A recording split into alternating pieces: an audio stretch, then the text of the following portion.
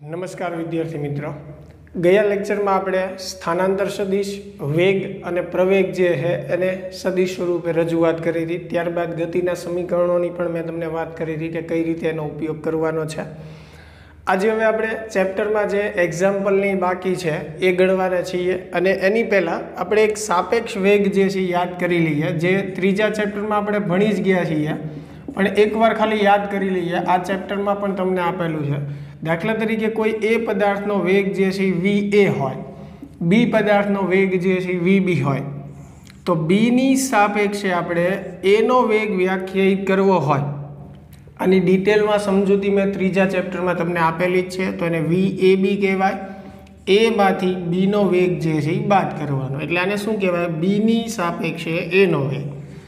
જો એની સાપેક્ષે બીનો વેગ રજૂ કરવો હોય તો આને આપણે આમ લખીએ VB માઇનસ VA. અને મેં તમને એ પણ કીધેલું હતું કે જો બંને પદાર્થ એક જ દિશામાં હોય તો બંનેના વેગ ધન જ આવે, પણ પરસ્પર વિરોધી દિશામાં હોય તો એકનો વેગ તમારે ધન લેવો પડે અને બીજાનો માઇનસ લેવો પડે. એ ખાસ યાદ રાખવાનું છે. હવે આપણે એક્ઝામ્પલ તરફ આગળ વધીએ. પહેલું જે ઉદાહરણ જે છે, ઉદાહરણ 4.1 એની વાત કરીએ. તો ઉદાહરણ 4.1 અંદર તમને એવું કીધું છે કે વરસાદ શિરોલંબ દિશામાં 35 મીટર પ્રતિ સેકન્ડની ઝડપથી પડે છે. હવે એ સ્વાભાવિક વાત છે, શિરોલંબ એટલે ઉર્ધ્વ સમતલ થયું, આપણને ખબર છે. વરસાદ નીચે જ પડે, કાંઈ ઉપર તો જતો ન હોય, બરાબર. એટલે વરસાદ જે છે એની પડવાની દિશા જે છે એ નીચે તરફ છે અને એનો વેગ જે છે 35 મીટર પ્રતિ સેકન્ડ છે. થોડા સમય બાદ હવા 12 મીટર પ્રતિ સેકન્ડની ઝડપથી પૂર્વથી પશ્ચિમ દિશામાં, ધારો કે આમ પૂર્વથી પશ્ચિમ છે એવું વિચારીએ તો આ બાજુ તમે આ તરફે લઈ શકો છો, એને આપણે V2 કહીએ. અને હવાનો વેગ જે છે 12 મીટર પ્રતિ સેકન્ડ. એટલે જો હવા જે છે એના વેગની દિશા સમક્ષિતિજ છે અને વરસાદ જે છે એના વેગની દિશા શિરોલંબ છે. એટલે બંને જુઓ એકબીજાને કેવા છે? લંબ છે. તો બસ સ્ટેન્ડ પર ઊભેલા છોકરાએ પોતાની છત્રી કઈ દિશામાં રાખવી જોઈએ? ઘણીવાર આપણે છત્રી લઈને જતા હોય, જોયું હોય, છત્રીને આપણે અમુક ખૂણે આગળ પાછળ નમાવતા હોઈએ જેથી કરીને આપણે પલળીએ નહીં. એટલે આમાંય કંઈક એવું જ છે, આપણને ખૂણો મેળવવાનો કીધો છે કે કેટલા ખૂણે રાખવી જોઈએ. તો આમાં પરિણામી સદિશ કીધો નથી મેળવવાનો, આ તો ટેક્સ્ટ બુકમાં તમને મેળવીને આપ્યો છે. એટલે જો પરિણામી વેગ મેળવવાનું કદાચ કીધું હોય તમને કે ભાઈ તો પરિણામી વેગ મેળવો, તો તમે આ રીતે મેળવી શકો છો. VR કહેવાય ને અંડર. અને મેં તમને શીખવાડ્યું છે કે જ્યારે બે સદિશો પરસ્પર લંબ હોય ત્યારે એનું પરિણામી કઈ રીતે મળે? માનની રીતે, બરાબર, આવી રીતે એમ. તો VR બરાબર under route V1 square. V1 એટલે 35, બરાબર. તો 35નો વર્ગ કરો, કેટલો થશે? 1225 થશે, વત્તા V2 12નો વર્ગ એટલે 144, બરાબર. એટલે 144, બેનો સરવાળો કરી અને વર્ગમૂળ કાઢી લ્યો એટલે પરિણામી વેગ જે છે કેટલો મળશે? 37 મીટર પ્રતિ સેકન્ડ. ખાસ તો તમે રકમ વાંચશો તો આપણને પરિણામી વેગ મેળવવાનું કીધું નથી, બરાબર, પણ છતાં ટેક્સ્ટ બુકમાં આપેલું છે એટલે આપણે મેળવી લઈએ. હવે દિશા, એંગલ આપણે મેળવવાનો છે tan θ બરાબર. હવે tan θ એટલે વાયામના છેદમાં એક્સયામ, બરાબર. તો વાયામ જે છે, વાયામ એટલે હવે માનો કે આમાં યામ નથી આપ્યા, તમને એમ થશે યામ એટલે, તો એવું ચિંતા કરવાની જરૂર નથી. ટૂંકમાં વાય દિશાનો ઘટક લેવાનો. વાય દિશાનો ઘટક એટલે 35 છે. વાય દિશામાં કિંમત એની, એક્સ દિશામાં કેટલી છે? 12. એટલે 35 ભાગ્યા 12 થશે, બરાબર. તો 35 ભાગ્યા 12 એટલે કેટલું આવશે? 2.9166 જેવું. એટલે tan θ બરાબર 2.9166. હવે જુઓ, આ tan θ બરાબર મળ્યું છે, θ નથી મળ્યું. હવે નેચરલ ટેનમાં જોઈને તમે જો θ જે છે એ મેળવવાનો પ્રયત્ન કરશો તો એ 71 ડિગ્રી જેવું આવશે. θ બરાબર કેટલું આવશે? 71 ડિગ્રી. હવે તમને એવું થશે સાહેબ ટેક્સ્ટ બુકમાં તો જવાબ જે છે 19 ડિગ્રી આપેલો છે, આપણે કેમ 71 આવે છે? તો આ સૂત્ર જ્યારે મેં તમને શીખવાડ્યું ત્યારે પણ મેં તમને સમજાવેલું છે કે આપણે જ્યારે વાયયામના છેદમાં એક્સયામ લઈએ છીએ ત્યારે જે ખૂણો મળે છે એ એક્સ અક્ષ સાથેનો મળે છે. કયો મળે છે? સમક્ષિતિજ સાથેનો. આ બેયનો પરિણામી સદિશ જે છે એની વચ્ચે હોય. હંમેશા યાદ રાખજો, કોઈ પણ બે સદિશ જે છે એનો પરિણામી સદિશ હંમેશા એની વચ્ચે જ કંઈક હોય. એક્ઝેક્ટ વચ્ચે એવું નથી કહેતો, હંમેશા કંઈક વચ્ચે હોય. એટલે જ્યારે આપણે આ સૂત્ર વાપરીએ tan θ બરાબર વાયયામના છેદમાં એક્સયામ, એટલે તમને જે ખૂણો મળે છે એ સમક્ષિતિજ રેખા સાથેનો મળે. આ મળે θ. એટલે આપણે જે θ મેળવ્યો છે 71 આ મળ્યો છે. પણ તમને ટેક્સ્ટ બુકમાં શું પૂછ્યું છે? શિરોલંબ સાથે. તો શિરોલંબ સાથેનો ખૂણો આપણે જોતો હોય તો શું કરવું પડે? શિરોલંબ સાથેનો ખૂણો એટલે આ મેળવવો છે તો સીધી વાત છે 90 માંથી બાદ કરવું પડે. બરાબર, એટલે 90 માંથી તમે 71 જે છે એ બાદ કરો એટલે કેટલું આવશે? 19. એટલે આ સૂત્રનો ઉપયોગ કરો તો વાયયામના છેદમાં એક્સયામ તમે લખો છો એટલે સમજો એક્સ અક્ષ સાથેનો ખૂણો મળે. અને મેં તમને એ પણ શીખવાડેલું છે કે જો સીધો વાય અક્ષ સાથેનો ખૂણો જોતો હોય તો એક્સયામના છેદમાં વાયયામ લખો.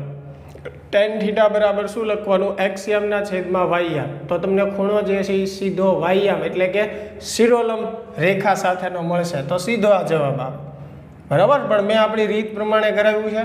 અને જે વિદ્યાર્થી મિત્રોને આ નેચરલ ટેનમાંથી કે એમાંથી θ મેળવતા ન આવડતું હોય એટલે ચિંતા ન કરતા, એક હું અલગથી વિડીયો બનાવી અને તમને મોકલી આપીશ જેની અંદર આપણે કઈ રીતે ખૂણો જોવાનો એની બધી ડિટેલ પૂરેપૂરી હશે. બરાબર છે. તો આજે છે આપણે એક્ઝામ્પલ એકની વાત કરી, બહુ સિમ્પલ હતું, જેમાં શિરોલંબ સાથેનો ખૂણો જે છે એ મેળવવાનો હતો. બરાબર, ચાલો વિડીયો પુશ કરીને ફટાફટ લખી લ્યો, ત્યારબાદ આપણે આગળ વધીએ.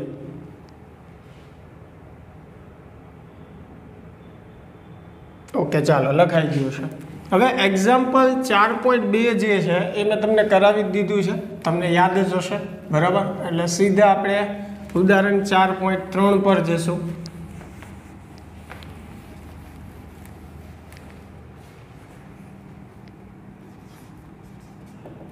ઉદાહરણ 4.3. બરાબર, આમાં ખાસ સમજજો, છે તો ઇઝી જ તે, થોડુંક અલગ રીતે હું કરાવીશ. એક મોટર બોટ ઉત્તર દિશામાં 25 કિલોમીટર પ્રતિ અવરના વેગથી ગતિ કરે છે. પહેલાં તો દિશા આપણે વ્યવસ્થિત દોરી નાખીએ જેથી કરીને કોઈ ભૂલ ન પડે. બરાબર, આ પૂર્વ અને પશ્ચિમ, આ ઉત્તર અને આ દક્ષિણ. બરાબર, શું કીધું છે? મોટર બોટ ઉત્તર દિશામાં 25 કિલોમીટર પ્રતિ અવર. હવે આ મોટર બોટનો વેગ જે છે VB કહીએ છે, કેટલો આપેલો છે? 25 કિલોમીટર પ્રતિ અવર. એટલે આ જે છે એ બોટના વેગની દિશાનો સદિશ છે, ઉત્તર દિશામાં. બરાબર, હવે આ વિસ્તારમાં પાણીના પ્રવાહનો વેગ 10 કિલોમીટર પ્રતિ અવર છે અને પાણીના પ્રવાહની દિશા દક્ષિણથી પૂર્વ તરફ. જો આ દક્ષિણ, એનાથી પૂર્વ તરફ. દક્ષિણથી આપણને શું કીધું છે? પૂર્વ તરફ કીધું છે. સોરી, આ બાજુ પશ્ચિમ આવશે ને અને આ બાજુ પૂર્વ આવશે. બરાબર, અને શું કીધું છે આપણને? દક્ષિણથી પૂર્વ તરફ. એટલે આ દક્ષિણથી પૂર્વ તરફ એટલે આ બાજુથી દક્ષિણથી પૂર્વ તરફ. એટલે આ પાણીનો વેગ એટલે VW કહીએ, જે 10 કિલોમીટર પ્રતિ અવર છે અને દક્ષિણથી પૂર્વ તરફ એટલે એનો ખૂણો દક્ષિણ સાથે બને છે, 60 ડિગ્રીનો છે. એટલે આ ખૂણો જે છે એ કેટલો છે? 60 ડિગ્રીનો. આવી રીતે એટલે બે સદિશ થયા. આ બોટનો જે વેગ છે એની દિશાનો સદિશ થયો, આ પાણીનો જે વેગ છે એની દિશાનો સદિશ થયો. એ અને બીની જેમ બે સદિશ જે છે આપણી પાસે થયા. તો આપણને શું કીધું છે? મોટર બોટનો પરિણામી વેગ શોધો. ખાલી પરિણામી વેગ મેળવવાનો કીધો છે. હવે બે સદિશનો પરિણામી વેગ મેળવવો હોય તો બે વચ્ચેનો ખૂણો હોવો જોઈએ. આપણી પાસે 4 રીત છે, બે જ સદિશો છે. જો અહીંયા હવે બે સદિશનો પરિણામી સદિશ મેળવવા માટે 4 ઓપ્શન છે. બરાબર, પહેલી વસ્તુ બે એક દિશામાં હોય તો સરવાળો થાય. અહીંયા દેખાય છે બે એક દિશામાં નથી. પરસ્પર વિરોધી દિશામાં હોય તો બાદબાકી થાય. તો એવું નથી. પરસ્પર લંબ હોય તો આપણે માનની રીતે મેળવીએ, તો એવું નથી જે પહેલા એક્ઝામ્પલમાં કર્યું લંબ હતા એટલે માનની રીતે મેળવ્યું. તો બે વચ્ચેનો ખૂણો થીટા હોય, બરોબર છે, તો આર વાળું જે સૂત્ર છે તો અહીંયા બે વચ્ચેનો ખૂણો એટલે આ ખૂણો થશે. આ ખૂણો કેટલો થશે? 120 ડિગ્રી થશે કે નહીં? બંને વચ્ચેનો ખૂણો જે છે થીટા એ કેટલો થશે? 120 ડિગ્રી થશે. કઈ રીતે? આ આખો ખૂણો તમે જુઓ 180 થાય, આ રેખાથી અહીંયા સુધીનો ખૂણો 180 થાય. 180 માંથી આ 60 બાદ કરી નાખો એટલે આ બે વચ્ચેનો ખૂણો 120 મળે કે નહીં? તો હવે આપણી પાસે આવું સૂત્ર છે, r બરાબર √a² + b² + 2ab cos θ. આવું સૂત્ર છે કે નહીં? પણ અહીંયા a અને b નથી લખવાનું. શું લખવાનું છે? vr લખશું, વેગનો પરિણામી ઘટક અથવા પરિણામી વેગ, બરાબર. કઈ રીતે લખશું? a આને આપણે a ગણશું, vb ને, એટલે vb² આવશે, વત્તા b એટલે vw વત્તા 2vb vw cos 120, બરાબર. હવે cos 120 ની કિંમત કેટલી થાય? તો આ સમજો, ખાસ ચરણ યાદ રાખજો, બરાબર. મેં તમને કીધેલું છે એકવાર. એક તો આ નિયમ યાદ રાખવાનો, ઓલ STC. પહેલા ચરણમાં બધા વિધેય ધન હોય, બીજામાં સાઇન ધન હોય, ત્રીજામાં tan ધન હોય અને ચોથામાં cos ધન હોય. આ યાદ રાખવાનું. હવે 120 નો ખૂણો છે એટલે પહેલાં તો ખૂણા યાદ રાખો. અહીંયા 0 થાય, અહીંયા 90 થાય, અહીંયા 180 થાય, અહીંયા 270 અને એક ચક્કર પૂરું કરો એટલે 360, બરાબર. તો 120 નો ખૂણો છે. 120 એટલે કયા ચરણમાં થયું? જો 0 થી 90 ની વચ્ચે હોય તો પહેલું ચરણ કહેવાય, 90 થી 180 ની વચ્ચે હોય તો બીજું ચરણ, 180 થી 270 ની વચ્ચે તો ત્રીજું ચરણ, 270 થી 360 ની વચ્ચે તો ચોથું ચરણ. અહીંયા ખૂણો 120 છે. 120 એટલે બીજા ચરણમાં થયો. એટલે સદિશ જે છે, ટૂંકમાં જે ખૂણો જે છે 120, આ બીજા ચરણમાં ધન x અક્ષ સાથેનો ખૂણો 120 થયો, એટલે બીજા ચરણમાં થયો ને. હવે મેં તમને શીખવાડ્યું છે કે આપણે ખૂણો હંમેશા કઈ રીતે સમજવાનો, કે જે ચરણમાં હોઈએ એ ચરણમાં x અક્ષ સાથે. કયા ચરણમાં છીએ આપણે? 120 એટલે કયું ચરણ થયું? બીજું ચરણ. તો બીજા ચરણમાં આ ખૂણો કેટલો થાય? 60 નો થાય. આટલો 120 છે તો સીધી વાત છે, આ કેટલો થાય? 60 નો. તો તમે એ વિચારો 60 નો ખૂણો લઈને કે ભાઈ cos 60 ની કિંમત કેટલી થાય? cos 60 ની કિંમત કેટલી થાય? તો કે સાહેબ cos 60 ની કિંમત થાય 1/2, બરાબર. cos 60 જે છે એની કિંમત જે છે એ કેટલી? સોરી, ભૂલ નથી થઈ ને? હા, cos 60 એટલે 1/2, રેડી, બરાબર. તો cos 60 ની કિંમત કેટલી થાય? 1/2 થાય. પણ હવે આપણે જે વાત કરીએ છીએ કયા ચરણમાં છે? તો કે બીજા ચરણમાં. બીજા ચરણમાં cos કેવું હોય? તો કે ઋણ હોય, એટલે માઇનસ નિશાની આવશે, એટલે -1/2. એટલે cos 120 જે છે એની કિંમત કેટલી થાય? -1/2 થાય. એટલે તમને જ્યારે 30, 45, 90, 60 સિવાયના ખૂણા આપ્યા હોય, વધારે આપેલા હોય 180 જેવા, ત્યારે તમારે શું વિચારવાનું? ચરણ વિચારવાનું. એ ચરણમાં તમે x અક્ષ સાથે ખૂણો મેળવો અને એ પ્રમાણે શું કિંમત થાય છે એ વિચારો. જેમ મેં તમને કેમ કીધું, 120 એટલે બીજું ચરણ થયું, તો બીજું ચરણ એટલે આ ખૂણો 120 થયો, તો આ અક્ષ સાથેનો કેટલો થાય? 60. તો cos 60 ની કિંમત કેટલી થાય? તો કે 1/2. વિધેય cos છે એટલે cos જ વિચારવું પડે ને. પણ કયા ચરણમાં છે? તો કે બીજા ચરણમાં cos કેવું હોય? તો કે ઋણ, એટલે -1/2 આવે. એટલે cos 120 ની કિંમત શું થાય? -1/2, બરાબર. એટલે આ વસ્તુ ખાસ યાદ રાખજો.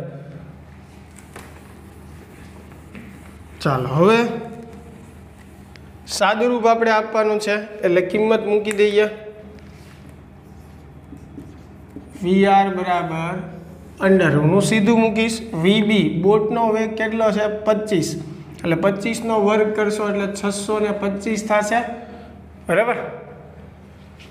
વત્તા vw એટલે 10 નો વર્ગ, 10 નો વર્ગ એટલે 100, વત્તા 2 વીબી એટલે 25 વીડબલ્યુ એટલે 10 અને cos 120 એટલે -8 -1 બરાબર. હાલો ચાલો સાદું રૂપ આપશું. હવે 625 વત્તા 100 એટલે 725 થશે. અહીંયા 2 જે છે એ કેન્સલ કરો, પ્લસ માઇનસ એટલે માઇનસ આવી જશે. 25 ગુણ્યા 10 એટલે -250 બરાબર. તો 725 માંથી તમે 250 જે છે એ બાદ કરો બરાબર, અને એનું વર્ગમૂળ કાઢી લ્યો એટલે 21.79 જેવું આવશે બરાબર. અને જવાબ કેટલો આવશે? 21.79 કિલોમીટર પ્રતિ અવર. જવાબ આ સાચો જ છે, ચિંતા ન કરતા. પણ આને નિયર અબાઉટ કરીને તમારે ટેક્સ્ટ બુકમાં 22 કિલોમીટર પ્રતિ અવર આપ્યું છે. અહીંયા જવાબ જે છે એ કિલોમીટર પ્રતિ અવરમાં આવશે, કેમ કે આ બંને વેગ શેમાં છે? કિલોમીટર પ્રતિ અવર. એટલે આ પરિણામી વેગ જે છે એ આપણને મળી ગયો. હવે જો આમાં પરિણામી સદિશનો ખૂણો જે છે એ તમને મેળવવાનું પૂછ્યું નથી. રકમમાં ખાસ વાંચજો, ખાલી એવું કીધું છે પરિણામી વેગ મેળવો. તો પરિણામી વેગ મેળવી લીધો કે બે સદિશ વચ્ચેનો ખૂણો થીટા એટલે કે 120 છે. એટલે આ સૂત્ર વાપરી અને પરિણામી વેગ જે છે આપણે મેળવી લીધો. તો દિશા મેળવવાની જરૂર નથી, પણ તમને ટેક્સ્ટ બુકમાં મેળવીને આપી છે એટલે ખાલી આપણે મેળવશું એટલે તમને ખ્યાલ આવે. હવે પરિણામી સદિશનો ખૂણો મેળવવા માટે આપણે એક સૂત્ર ભણ્યા હતા, tan આલ્ફા બરાબર બી સાઇન થીટા એના છેદમાં tan આલ્ફા બરાબર બી સાઇન થીટા એના છેદમાં a plus B cos theta. હવે સમજો અહીંયા આપણે a તરીકે કોને વિચાર્યું છે? વીબી ને બરાબર, અને બી તરીકે કોને વિચાર્યું છે? વીડબલ્યુ ને. ખાસ સમજો જ્યારે આપણે આ થિયરી આ સૂત્ર મેળવું ત્યારે આપણે આ એ સદિશ હતો, આ બી સદિશ હતો, એની વચ્ચે આપણે પરિણામી સદિશ આર વ્યાખ્યાયિત કર્યો હતો, અને એનો આ જે ખૂણો એ સાથેનો જે ખૂણો હતો એને આપણે આલ્ફા કીધું હતું બરાબર. આપણે કયો ખૂણો? એ સાથેનો, જેને આપણે શું કીધું હતું? આલ્ફા. અને એનું સૂત્ર આપણે મેળવેલું છે. તો અહીંયા આ બંનેનો પરિણામી સદિશ જે છે એ બંનેની વચ્ચે કંઈક ધારો કે અહીંયા છે આર બરાબર. અને અહીંયા આ સૂત્રમાં એ તરીકે આપણે કોને સમજ્યા છીએ? વીબી ને. એટલે આપણે જે ખૂણો વ્યાખ્યાયિત કરશું બરાબર આરનો, એટલે કે આ વી આર છે ને એનો પરિણામી વેગ જે આપણને મળ્યો એ આ બંનેની વચ્ચે કંઈક હશે. હવે એનો ખૂણો મેળવવો છે કે ક્યાં હશે, તો એનો ખૂણો આપણે વીબી સાથેનો વ્યાખ્યાયિત કરશું. એટલે જુઓ એ પ્રમાણે હું સૂત્ર આ મેળવું, જેને ટેક્સ્ટ બુકમાં તમારે આ ખૂણાને આલ્ફાની બદલે શું નામ આપેલું છે? ફાઈ નામ આપેલું છે. એટલે આલ્ફા કહેશો તોય ચાલશે, ટેક્સ્ટ બુકમાં ફાઈ લખ્યું છે એટલે હું ફાઈ લખું છું. તો tan આલ્ફાની જગ્યાએ હું શું લખીશ? tan ફાઈ લખીશ બરાબર. હવે જુઓ બી જે છે ત્યાં શું લખવાનું છે? વીડબલ્યુ બરાબર. એટલે વીડબલ્યુ બરાબર સાઇન થીટા એટલે સાઇન 120 એના છેદમાં એ કોને સમજવાનું છે? વીબી ને. એટલે વીબી વત્તા બી કોસ થીટા એટલે વીડબલ્યુ કોસ 120. સૂત્ર જોઈ લેજો બરાબર. tan આલ્ફા બરાબર આપણે ભણી ગયા છીએ બી સાઇન થીટા છેદમાં a plus B cos theta. અહીંયાને આપણે બી સમજીએ છીએ અને એ સમજીએ છીએ એટલે એ પ્રમાણે સૂત્ર આપણું આવું થશે. આપણે જે ઉદાહરણ 4.2માં કોસાઇનનો નિયમ જે શીખ્યા હતા એના આધારે પણ ગણી શકીએ છીએ બરાબર. પણ આ જે છે એ તમને વધારે સરળ પડશે એટલે એની પરથી આપણે ગણીએ છીએ બરાબર. હવે આમાં જસ્ટ તમારે કિંમત મૂકવાની છે. tan ફાઈ બરાબર વીડબલ્યુ કેટલું છે? 10. હવે જો સાઇન 120, હવે મેં તમને કીધું 120 એટલે કયું ચરણ થયું? બીજું ચરણ. બીજા ચરણમાં ઋણ એક્સ અક્ષ સાથે ખૂણો કેટલો થાય? 60નો. તો સાઇન 60ની કિંમત જે છે એ કેટલી થાય? તો કે √3/2 થાય. એટલે √3/2. હવે બીજું ચરણ છે તો બીજા ચરણમાં સાઇન કેવું હોય? ધન હોય એટલે નિશાની ધન આવશે. એટલે આ સાઈન 120ની કિંમત થઈ ગઈ। એવી રીતે વીબી જે છે એ કેટલું છે 25 વત્તા વીડબલ્યુ એટલે 10 cos 120 એટલે -1 એ તો આપણે વાત કરી જ તે।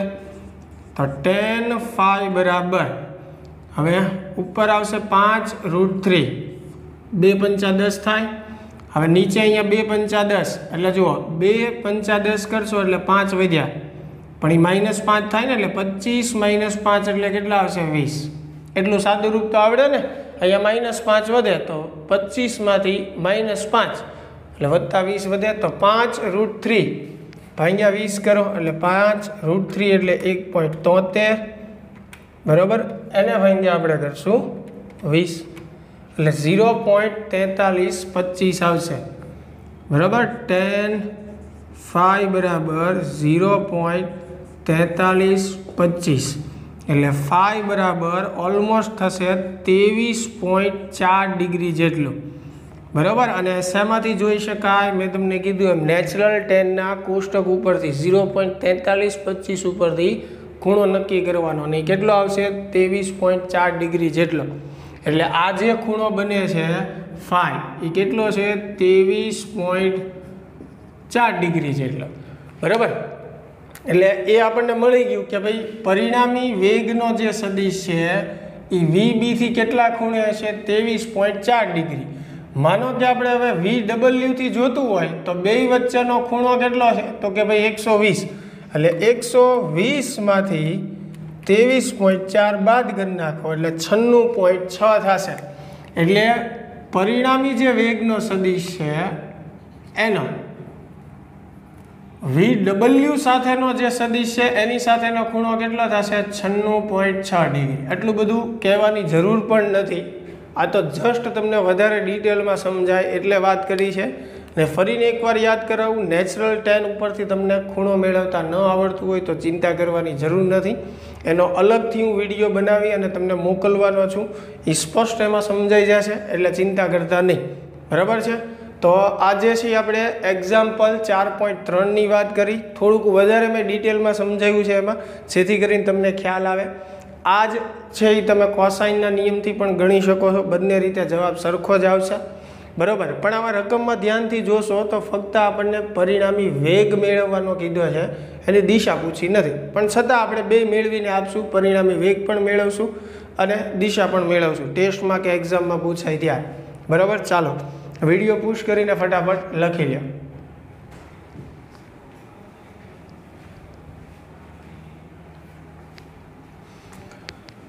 ઓકે ચાલો લખાઈ ગયું હશે તો વિદ્યાર્થી મિત્રો આજના લેક્ચરમાં આપણે આ બે એક્ઝામ્પલ જે છે ત્યાં સુધી રાખીએ છીએ। નેક્સ્ટ લેક્ચરમાં આપણે આગળ એક્ઝામ્પલ ગણશું। Thank you.